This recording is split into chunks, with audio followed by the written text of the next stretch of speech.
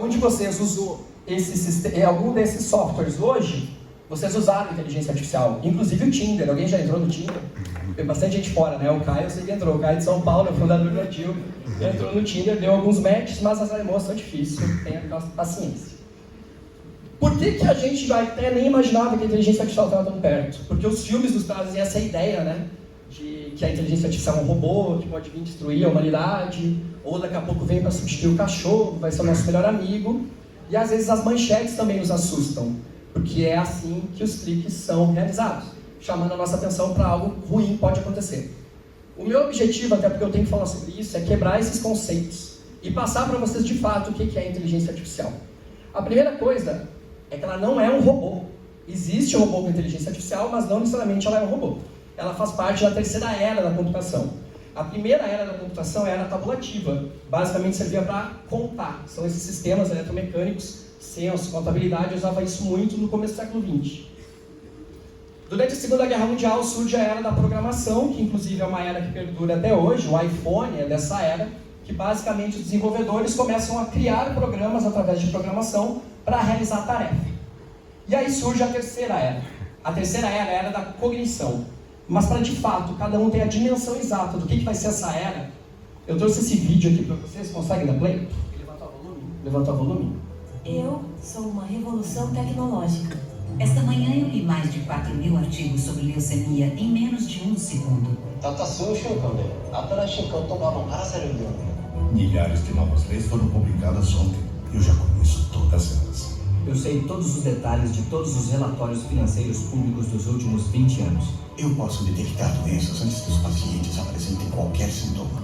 Eu entendo eufemismos, idiosincrasias e metáforas complexas. Eu posso dizer o que vai vender bem antes de virar tendência na internet. Eu posso prever o tempo em mais de 2 bilhões de lugares ao mesmo tempo. Eu posso crescer com você, treinar você, melhorar você, Instruir você. E eu estou só começando. Olá, meu nome é Watson.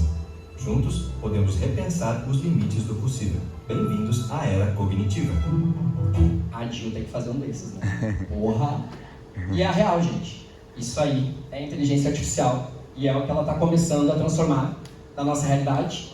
E a gente está começando a viver isso. Mas qual que é a grande diferença entre a era da cognição e a era da programação? Na era da programação, para um programa de computador fazer uma atividade, tinha que programar, tinha que fazer as linhas de código. Hoje, com a era da cognição, isso não é mais necessário. Você não precisa programar um programa de computador para fazer uma atividade. Você simplesmente dá exemplos para ele. E por que eu estou trazendo aqui o exemplo dessa criança? E essa é a Olivia. É a minha cachorrinha, eu adotei na pandemia. Todo mundo aposto que fez alguma coisa diferente na pandemia. Eu e minha esposa, que na época era sua namorada, para a gente não se separar, a gente adotou a Olivia num lugar chamado Sítio Dona Lúcia, em Blumenau. Eu escutava o nome desse lugar e eu pensava, cara, deve ter gramado, cachorrinhos correndo, sítio, né, gente? É um parandiru de cachorro. Tipo, é concreto, 600 cachorros, canis. Mas lá a gente achou a Olivia. E se a gente fosse ensinar essa criança que a Olivia é um cachorro, como que a gente ia fazer? A gente ia programar a cabeça da criança e falar, olha só, a Olivia, o Uau, tem o nariz molhado, tem orelhas, late, tem pelo. Não, a gente não faz assim. A gente dá exemplos para ela. Então a gente, toda vez que vê um cachorro, a gente aponta, olha, é um Uau. Às vezes ela vai olhar um gato e vai apontar que é um Uau. Aí a gente vai lá e corrige, não, mas isso é um gato. E aponta mais exemplos. Até que de tanto receber exemplos, ela aprende. Um dia vendo a Olivia, Uau. Então é exatamente essa a diferença. A era da cognição, a inteligência artificial, ela aprende com exemplos. Ela não precisa ser programada. E provavelmente vocês podem já ter escutado esses termos. Todos eles significam a mesma coisa, são subdivisões da inteligência artificial, Machine Learning e Deep Learning. Esse é o primeiro conceito. Segundo conceito, a inteligência artificial não é algo novo. Hoje está muito em moda, é hype, mas a inteligência artificial começou na década de 40 com Alan Turing, escrevendo esse artigo, onde era um teste que uma máquina poderia se passar por um ser humano numa conversa escrita, isso aí é final da década de 40. Na década de 50, num encontro como esse, numa convenção em Dartmouth, se falou o termo inteligência artificial, e nesse lugar se ficou lá num brainstorm, provavelmente com chá de cogumelo, imaginando o que poderia ser feito com a inteligência artificial, o que a civilização ia alcançar. O teu pai ia curtir, você vê, o pai do Caio é meio doido. E esse foi o cara, quem trouxe o chá, John McCarthy. Ele foi o primeiro que cunhou o termo da tecnologia inteligência artificial. E a partir desse evento, diversos investimentos foram feitos. A galera saiu de lá realmente a fim de gastar dinheiro naquelas viagens que eles tinham pensado. Só que o ciclo de Gartner aconteceu, muito parecido com o scanner intraoral. Se a gente fizer uma analogia com o scanner intraoral, nós, na Contraste, fomos a primeira radiologia que comprou o scanner intraoral, em 2013. Se criou uma expectativa muito grande na época, principalmente pensando em prótese. Tudo deu errado, se deixou um pouco de lado. Principalmente porque os laboratórios não estavam prontos ainda, né? Mas hoje está crescendo de novo, inclusive hoje é quase que mandatório clínica ter scanner intraoral. Com a inteligência artificial foi igual, se criou uma expectativa muito grande, nada aconteceu, anos 60, 70 e 80 foi dinheiro posto fora e o pessoal deixou de lado. E aí ficou conhecido como inverno da inteligência artificial. Anos 70 e anos 80. Se criou uma expectativa, se colocou dinheiro, não se entregou nada, se deixou de lado. Mas agora os grandes blocos econômicos estão falando sobre isso, vocês também estão escutando. Inclusive o Brasil. Até o Brasil está se mexendo, então provavelmente o negócio é sério. Mas a questão é, por que agora vai dar certo? Por que não vai acontecer que nem nos anos 70, nos anos 80? Basicamente por 3 motivos. O primeiro motivo é por conta da capacidade computacional. Nos anos 50, 60, não tinha a mesma capacidade que tem hoje. Tem um dado de nerd, que é a cada 1 ano e meio a capacidade computacional dobra e o preço cai pela metade.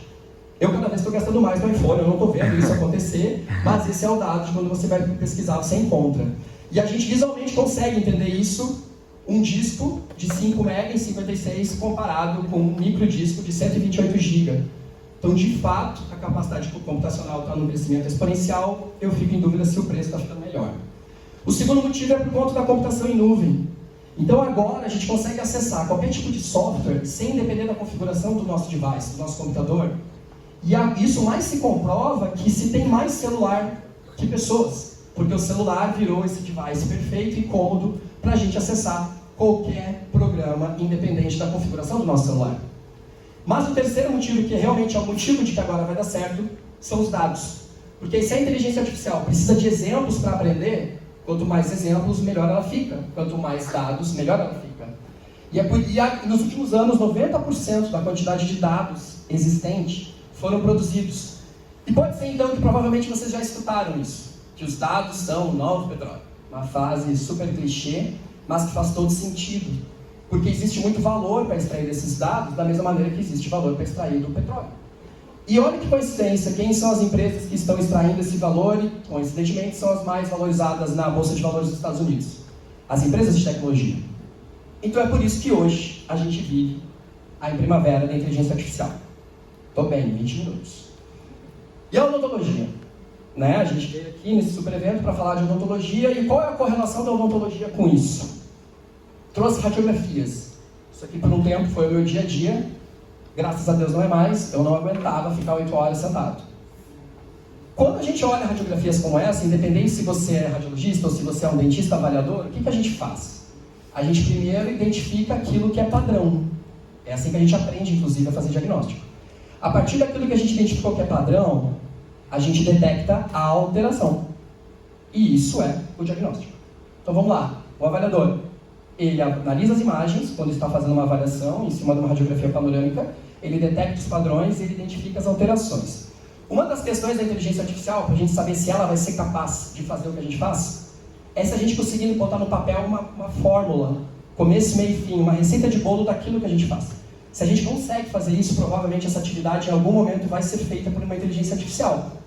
E eu acabei de colocar no papel o que um radiologista faz, principalmente, ou um avaliador quando está olhando a radiografia panorâmica. Será que já não existia alguma tecnologia que fazia exatamente isso, só não estava aplicada para imagens da saúde? Reconhecimento facial? Pô, o iPhone que destrava o reconhecimento da gente já existe há algum tempo. E é muito louco isso, né? Mas o que o iPhone faz? Ele analisa a nossa imagem, ele detecta o nosso padrão, e se não tiver nenhuma alteração, ele destrava.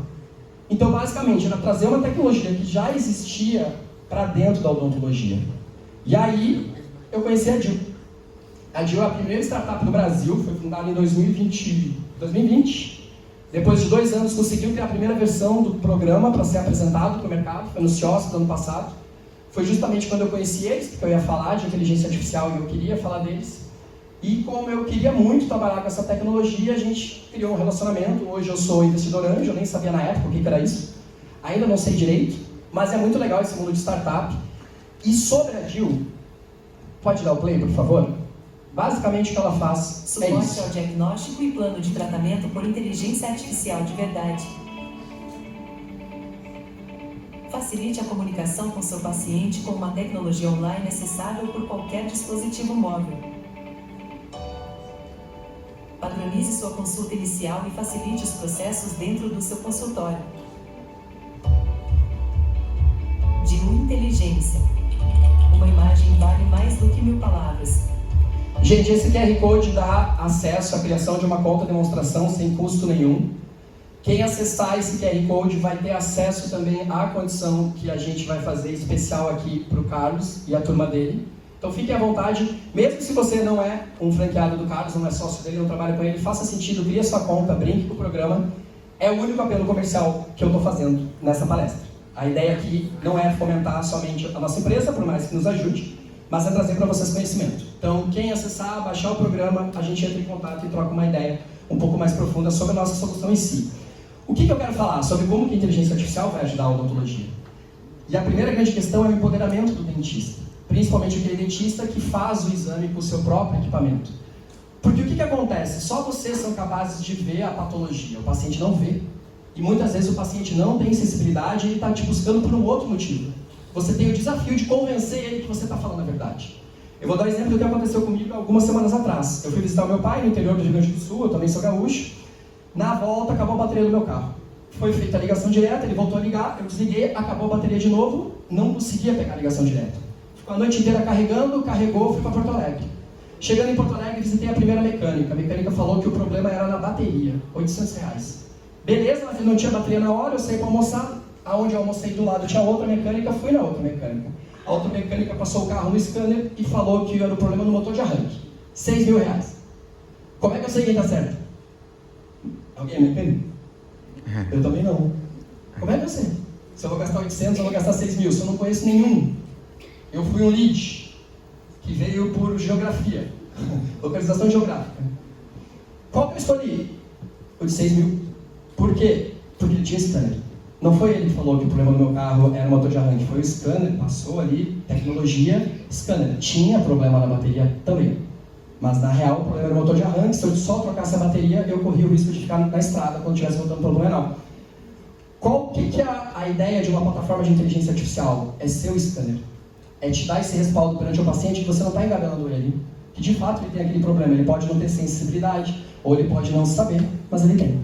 Consequentemente, quando você faz isso, você aumenta a aceitação dos tratamentos, porque o paciente vê para crer o problema que ele tem, porque uma plataforma como essa é capaz de fazer isso, ele confia mais em ti. Confiando mais em ti, tem mais segurança. Tendo mais segurança, ele topa mais os tratamentos. Não só topa mais os tratamentos, como eventualmente pode ocorrer, inclusive, aumento de ticket médio. E o objetivo tem que ser esse. Porque você foi capaz de comunicar promoção de saúde bucal. Você não só falou o que ele veio buscar. E ele entende que todos aqueles procedimentos, o objetivo é promoção de saúde bucal. E se ele quiser escolher quais procedimentos ele vai fazer, ele não vai estar fazendo promoção de saúde bucal, ele vai continuar com uma patologia na boca, com doença. Então fica mais fácil de você trazer para a consciência do paciente a necessidade que ele tem. Você diminui os seus erros de diagnóstico. Quer dizer que uma plataforma como essa é melhor que você? Não necessariamente, mas você não é uma máquina. De manhã de uma maneira, à tarde a outra. Eu vou falar de mim. Por que eu deixei de ser radiologista? Porque na primeira hora de laudo eu era o melhor radiologista, eu era melhor que meu sócio. Mas na segunda hora eu já não aguentava mais, e na terceira eu não queria mais ficar sentado. Então não fazia sentido eu ser radiologista.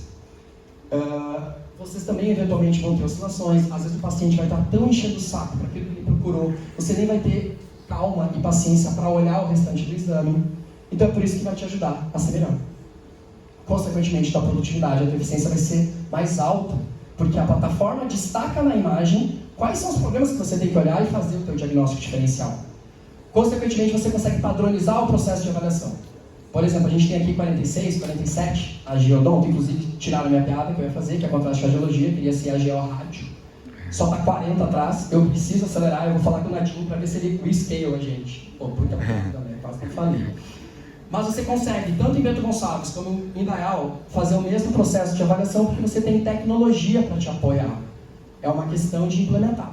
E por fim, transparência com o paciente, que para mim esse é o mais legal. Porque o paciente é capaz de enxergar aquilo que só você até então enxergava. Tipo agora, o exame, quando compra uma panorâmica, quem usa a panorâmica? Só o dentista. Só ele é capaz de ver os problemas, e aí ele tem que ter a habilidade de convencer o paciente que aqueles problemas existem quando o paciente não tem sintomatologia. Aqui não, aqui o paciente é capaz de enxergar. Mas não são só coisas boas. O primeiro desafio em relação à qualidade dos dados. Se a radiografia panorâmica não for boa, a análise não vai ser boa. E aí que entra, no caso da Dilma, a vantagem, que eu contei para vocês que eu sou radiologista, eu tenho clínica de radiologia, então eu sei exatamente quando uma imagem fica ruim, qual é o motivo. Então a gente acaba aportando essa expertise de ensinar a clínica em questão a fazer imagens melhores. Mas se não tiver uma imagem boa, a análise não vai ser boa. Uma outra questão é o viés. Imaginem que essa inteligência artificial tivesse sido alimentada somente com os meus laudos. O viés do meu conhecimento ia estar presente na análise. Por exemplo, eu podia ser conservador numa imagem radiolúcida, entender que nunca era cárie e às vezes era. Então, é importante que um sistema como esse tenha diversas opiniões, pluralidade de conhecimento. E a gente lá no Hospital Odontológico de São Paulo, da onde surgiu a DIL, as imagens vêm de todo canto do Brasil. Então é por isso que a gente consegue entregar isso no nosso caso. Um outro ponto de atenção é a integração de workflow. Qual que é o meu grande objetivo aqui? Integrar com o sistema da Oura-Única. Porque por mais que... Porque se você está prometendo produtividade, eficiência, é importante essa integração. Não dá para trabalhar com duas plataformas. Até tem benefício, mas de fato, a mágica vai acontecer quando você integra, porque até tem mais valor envolvido quando você tem essa integração. E o último ponto de atenção é a força de trabalho. Porque se eu não tivesse trazido um pouco desse conhecimento para vocês, para falar sobre o que é inteligência artificial, como que ela foi feita, o que dá para esperar dela, podia ser que você não conseguisse trabalhar direito, e até porque tem mais informação ainda sobre isso, das adaptações que o profissional que decide trabalhar com essa tecnologia tem que fazer para realmente ter sucesso. E agora eu trago a pergunta do começo. É o fim do dentista? É o fim do avaliador? Será que esses sistemas vão evoluir tanto que não vai mais precisar de avaliador? Quando eu fui para a IDS em 2019, que aí eu conheci inteligência artificial, conheci um programa russo, Diagnocat, a minha primeira reação é que eu ia ser substituído. E eu tenho um sócio, que é radiologista de fato, o Rodrigo, que eu cheguei da Alemanha e eu liguei para ele. E eu falei, Rodrigo, se daqui 5 anos você não tiver mais laudo para fazer, você estudaria outra coisa? Porque o Rodrigo é um cara extremamente técnico, né? A gente, como empreendedor, a gente se vira. A gente vende o que tem para vender. Mas o Rodrigo é um cara extremamente técnico, era radiologista, meu braço direito, e a resposta dele foi, daqui 5 anos eu espero não estar mais trabalhando. Fiquei surpreso por ele, feliz, e ele é um cara novo, é mais novo que eu. Mas ao mesmo tempo, beleza, então estamos fechados. Nós estamos em 2024, 2023, essa conversa foi em 2019, então daqui a 1 ano pode ser que não tenha mais laudo feito por radiologistas, será que é isso mesmo? E por que eu, particularmente, a minha primeira consideração foi essa, né? Minha primeira conclusão foi, porque de certa maneira a imprensa ela fomenta isso, né? Ela chama atenção para essa comparação, homem versus máquina, e quando a máquina ganha, aí sim, aí fica top a manchete. Então a gente tem que sair nessa, né? Putz, já era. Vou ser substituído, preciso pensar em outro trabalho. Eu não gosto só de trabalhar com opinião, eu podia simplesmente agora falar a minha opinião para vocês. Eu gosto de trabalhar com evidências, com dados. Então a minha opinião é em cima de um dado, é um artigo científico de 2016, ele está até um pouco antigo, e basicamente esse artigo media a acurácia na identificação de metástase de câncer de mama. E lá em 2016 a inteligência artificial identificava 92%, o radiologista identificava 96%, hoje em dia isso já inverteu, a inteligência artificial identifica mais. Mas olha que legal, inteligência artificial mais radiologista identificou 99% das vezes. Então a gente não vai ser substituído, a gente vai virar um homem de ferro. Porque o que é o homem de ferro? Ele se apodera de uma tecnologia e ele se torna um super-herói. Ele é capaz de salvar vidas, ele voa. E ele é uma pessoa. Porque é isso. E a grande frase para encerrar é que nenhum homem vai ser melhor que uma máquina. De fato, a gente não tem que buscar essa competição. Isso é desleal. A máquina sempre vai ser melhor que nós. Ela é uma máquina. Mas Nenhuma máquina vai ser melhor que o homem usando uma máquina. Então, respondendo se alguém vai ser substituído, essa pessoa que vai ser substituída é aquela que não se adequar à tecnologia. É aquela pessoa que não se apoderar do recurso tecnológico que está vindo, se ela insistir em fazer as coisas como sempre ela fez. Porque isso é uma onda que está acontecendo. Ela só está no início. Guilherme, vai chegar um momento que o laudo vai ficar tão bom quanto o laudo de um ser humano? Vai, gente, vai. Vai substituir o radiologista? Não, não vai. O radiologista só vai precisar usar essa ferramenta para ele ser melhor, para ele ser um super-herói, para ele fazer muito mais laudo. Mas o diagnóstico diferencial sempre vai ser necessário, inclusive de um avaliador. Mas você precisa usar uma ferramenta dessa para se manter no mercado e para conseguir se diferenciar. Esses são os meus contatos. Muito obrigado pela atenção de vocês. Quem fez o cadastro naquela conta, eu vou até colocar novamente, já que eu tenho tempo. Olha aí, eu usei o tempo do outro, mas estou entregando com tempo extra.